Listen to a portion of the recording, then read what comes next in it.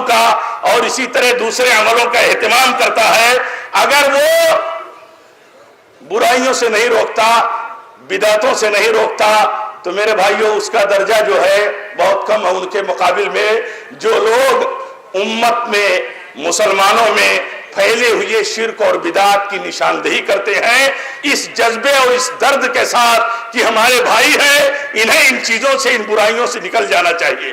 جیسے مثال کے طور پر امام ابن تیمیہ رحمۃ اللہ علیہ نے نقل کیا ہے کہ امام محمد بن حنبل رحمۃ اللہ علیہ سے پوچھا گیا کہ ایک شخص نفلی روزے کثرت سے رکھتا ہے، نفلی نمازیں کثرت سے پڑھتا ہے، اعتکاف اہتمام کے ساتھ کرتا ہے، آپ بتائیے آپ کے نزدیک وہ محبوب ہے یا وہ محبوب ہے جو مسلمانوں کے اندر پھیلی ہوئی بدعتوں سے مسلمانوں کو آگاہ کرتا ہے اور انہیں ڈراتا ہے اور ان سے بچانے کے لیے ان کی فکر کرتا ہے، انہیں نصیحت کرتا ہے اور انہیں منع کرتا ہے؟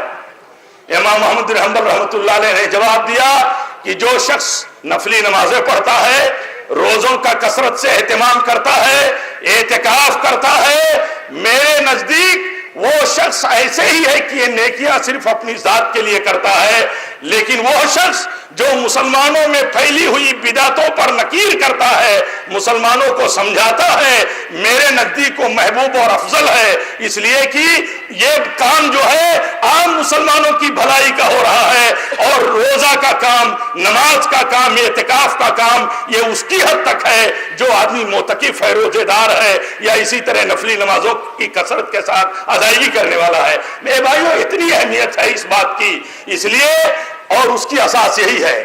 اس کی اساس کیا ہے؟ اسی کلمہ توحید میں اس کی اساس موجود ہے کہ عبادت کسی کی نہیں، عبادت کسی کی نہیں۔ کیوں؟ اس لیے کہ کوئی عبادت کا مستحق نہیں،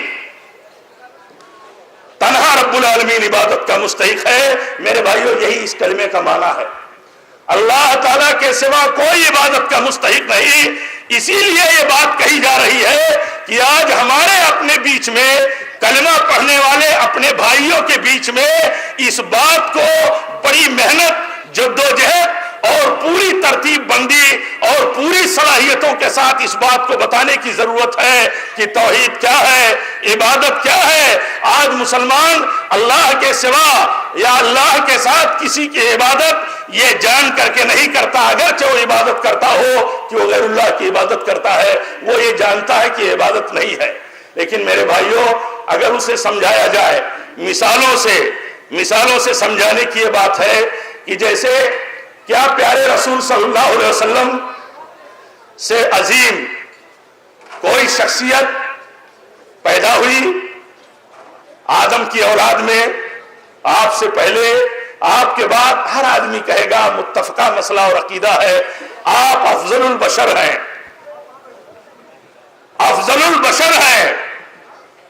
آپ کا مقام اور آپ کی عظمتیں بہت ہیں میرے بھائیوں، بیان کرنے کی چیز نہیں ہے، لیکن سجدہ جو رب العالمین کا حق ہے تنہا وہی حقدار ہے۔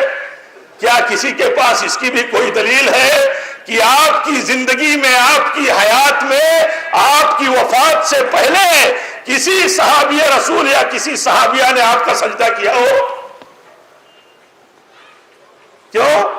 انہیں سمجھایا گیا تھا، ان کی سمجھ میں یہ بات آئی تھی کہ یہ سجدہ عبادت ہے، یہ رب العالمین کے سوا کسی کو نہیں کیا جا سکتا۔ آج اس بحث کی کہاں ضرورت باقی رہ جاتی ہے کہ جب نبی صلی اللہ علیہ وسلم کی حیات طیبہ میں، آپ کی پاک زندگی میں، نبوت کی زندگی میں آپ کا سجدہ نہیں کیا گیا تو آپ کے بعد آپ کی امتی کسی اور کا، کسی اور جگہ کا سجدہ کیسے کر سکتے ہیں؟ بہت موٹی بات ہے میرے بھائیوں۔ اور نبی صلی اللہ علیہ وسلم نے ان چیزوں کو میرے بھائیوں، شرک کی تفصیلات، جیسے توحید کی تفصیلات ایسے شرک کی تفصیلات، یہ ایک ایک بات کھول کھول کے بتائی گئی۔ دعوت توحید کی جو اصل ہے اور اولین دعوت ہے، اس اولین دعوت کو جب تک اچھی طرح سمجھے گا نہیں مسلمان، میرے بھائیوں چل نہیں سکتا صحیح طور پر دین۔ دین کے اوپر، اور دین صحیح طور پر اس کی زندگی میں آ نہیں سکتا، اور شرک سے بچنے کی کوئی صورت نہیں ہے جب تک شرک کی نشاندہی نہ کی جائے، کھول کھول کر کے نہ بتایا جائے کہ یہ شرک ہے۔ وہ دعوت نہیں ہے جس دعوت کے اندر شرک کی تفصیلات اور شرکیات کو کھول کھول کے نہ بتایا جائے۔ میرے بھائیو، ہمارا بھائی اگر اپنا کلمہ پڑھنے والا بھائی، علم والا بھائی، اپنے بھائیوں کے بیچ میں بھی یہ بتانے کی جرات نہ کر سکے کہ یہ شرک ہے اور یہ شرکی عمل ہے، تو بتائیے توحید کی دعوت کہاں دے سکتا ہے؟ اسی لیے آپ دیکھیے نبی صلی اللہ علیہ وسلم کے پاس آئے عدی بن حاتم، ترمذی کی روایت ہے، عدی بن حاتم خود بیان فرماتے ہیں، کہتے ہیں جب میں نبی صلی اللہ علیہ وسلم کے پاس آیا تو میرے گلے میں صلیب کی تعویذ تھی۔ کیا تھی؟ صلیب کی تعویذ۔ آئے تھے نبی صلی اللہ علیہ وسلم کے ہاتھ پر ایمان، صلیب کی تعویذ تھی۔ وقت تو ہے نا ابھی 10-15 منٹ۔ صلیب کی تعویذ تھی میرے بھائیوں۔ وہ کہتے ہیں میرے گلے میں صلیب کی تعویذ تھی، میں نبی صلی اللہ علیہ وسلم کی خدمت میں جب بیٹھا تو نبی صلی اللہ علیہ وسلم نے کہا یہ تمہارے گردن میں کون سی بت ہے، یہ کون سا وسن ہے، اسے نکال دو۔ دیکھیے کلمہ پڑھانے سے پہلے آپ نے فرمایا یہ بت ہے، اسے تم نکال دو، یہ شرک کا کام ہے، کہا نکال دو۔ اور وہ بیان کرتے ہیں نبی صلی اللہ علیہ وسلم نے فرمایا یہ تعویذ نکال دو جو تمہارے گلے میں ہے، اور یہ بتاتے ہوئے آپ کی زبان سے میں سن رہا تھا، آپ تلاوت پر فرما رہے تھے اللہ کا کلام، اتخذوا احبارهم ورهبانهم اربابا من دون اللہ۔ نبی صلی اللہ علیہ وسلم یہ آیت پڑھ رہے تھے اللہ کا کلام کہ یہود و نصارہ نے اپنے پوپ اور پادریوں کو رب بنا لیا تھا۔ میں نے جب سنا تو میں نے کہا یا رسول اللہ ایسا تو نہیں تھا۔ تو نبی صلی اللہ علیہ وسلم نے کہا اچھا یہ بتاؤ کہ یہودیوں اور نصرانیوں کے علماء نے جس کو حلال کیا، پوپ اور پادریوں نے جس کو حلال کیا، تم نے حلال مانا کہ نہیں مانا؟ کہا مان لیا۔ کہا جن کو علماء نصارہ نے حلال کیا مانا کہ نہیں؟ کہا مان لیا۔ تو اللہ کے نبی صلی اللہ علیہ وسلم نے فرمایا یہی تو انہیں رب بنانا ہے۔ میرے بھائیو دیکھیے پہلی مجلس ہے، پہلی مجلس ہے، اس مجلس میں اسلام قبول کر رہے ہیں، اور جس بات کو پوری شفافیت کے ساتھ، پوری صراحت کے ساتھ، کلیئرنس کے ساتھ آپ سمجھا رہے ہیں، اس میں ایک بات یہ ہے کہ یہ جو تمہارے گلے میں تعویذ ہے صلیب کی، یہ بت ہے، اسے نکال دو۔ کوئی بھی تعویذ ہو، تعویذ کے نام پر اگر ایک مسلمان یہ واقعہ سنتا ہو، ترمذی کی روایت کا یہ حوالہ سنتا ہو، تو اس کے ہاں کیا یہ بے چینی نہیں ہونی چاہیے کہ یہ تعویذ کوئی شرکی عمل ہے یا نہیں ہے؟ اور اگر نہیں ہے تو نبی صلی اللہ علیہ وسلم نے فرمایا کہ یہ تو بت ہے، اور بھی بہت سی روایتیں ہیں۔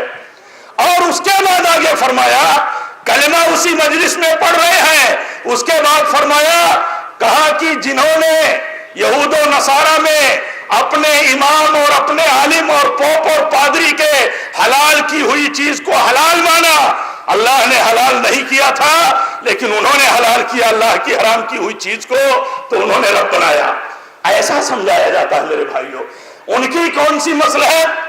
آپ صلی اللہ علیہ وسلم سے بڑا حکیم، آپ صلی اللہ علیہ وسلم سے بہتر موقع شناس کون ہو سکتا تھا؟ لیکن کوئی موقع شناسی توحید کی دعوت میں شرک کی تفصیلات کو سمجھانے میں اسلام میں ملحوظ نہیں ہے، کوئی گنجائش نہیں ہے میرے بھائیوں۔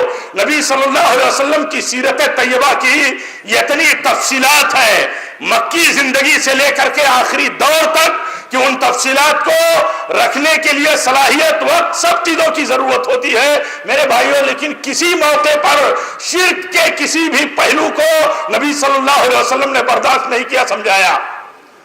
آپ دیکھو نبی صلی اللہ علیہ وسلم حدیبیہ میں فجر کی نماز آپ نے پڑھائی، فجر کی نماز پڑھانے کے بعد آپ فرماتے ہیں کچھ لوگوں نے صبح کی کفر کرتے ہوئے اور کچھ لوگوں نے اللہ تعالیٰ کی رحمت اور اس کے فضل کا اقرار کرتے ہوئے صبح کی. صحابہ کو آپ نے سمجھایا. رات میں بارش ہوئی تھی تو آپ نے کہا جس نے یہ کہا کہ نچھتر کی تاثیر سے بارش ہوئی ہے اس نے شرک کیا، کفر کیا، اور جس نے یہ کہا رب العالمین کے فضل سے بارش ہوئی ہے اس نے اللہ تعالیٰ کے فضل اور توحید کا اقرار کیا. میرے بھائیوں دیکھو اس طرح سمجھاتے تھے نبی اکرم صلی اللہ علیہ وسلم. اور میرے بھائیوں باتیں بہت ہیں، تفصیلات بہت ہیں. آپ اگر بہت تفصیل سے سمجھنا چاہتے ہیں، پوری صراحت کے ساتھ سمجھنا چاہتے ہیں کہ شرک کیا ہے، توحید کیا ہے، تو میں آپ کو ایک نقطے کی طرف آپ کو نشاندہی کرتا ہوں. وہ نقطہ یہ ہے، وہ موڑ یہ ہے، وہ پوائنٹ وہ ہے جس پوائنٹ پر نبی صلی اللہ علیہ وسلم نے قریش کو، اہل مکہ کو، اہل عرب کو توحید کی دعوت دی تھی اور شرک سے روکا تھا.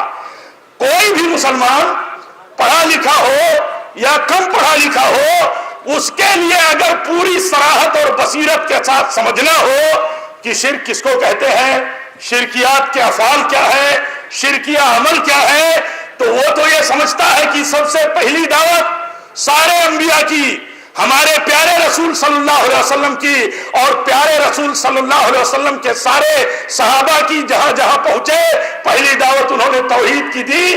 تو آپ یہ دیکھ لیں کہ ان کے ہاں شرکیات کیا تھے، کون کون سا کام وہ شرک کا کرتے تھے جن کی نشاندہی کی پیارے رسول صلی اللہ علیہ وسلم نے. اور وہ چیز ہمارے لیے بہت اہم ہو سکتی ہے کہ ہم اگر اس طرح کی چیزوں کا وجود ہمارے یہاں ہو تو ہم ان سے بچ سکتے ہیں. مثال کے طور پر نبی صلی اللہ علیہ وسلم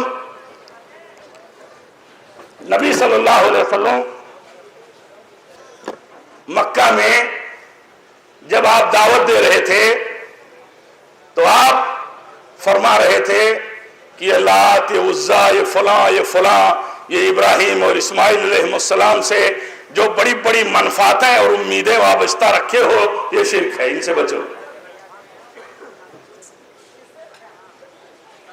آدمی یہ سوچتا ہے، خاص طور پر کلمہ پڑھنے والا مسلمان، کہ کسی پتھر کی مورتی کی پوجا ہی شرک ہے.